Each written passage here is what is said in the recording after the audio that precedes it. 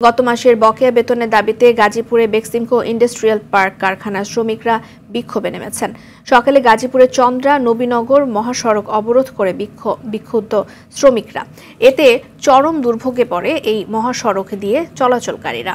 শ্রমিকরা জানিয়েছেন, নগরের সারাবো এলাকার বেক্সিমকো ইন্ডাস্ট্রিয়াল পার্কের শ্রমিকদের গত মাসের বেতন পরিশোধ করছে না কর্তৃপক্ষ, তাই তারা সড়কে নামতে বাধ্য হয়েছেন।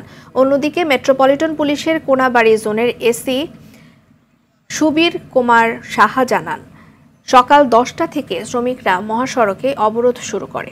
তাদেরকে বুঝিয়ে মহাসড়ক থেকে সরানোর চেষ্টা করা হচ্ছে। কারখানা কর্তৃপক্ষ 20 নভেম্বরের মধ্যে বেতন দেওয়ার আশ্বাস দিলেও শ্রমিকরা তা মানছেন না।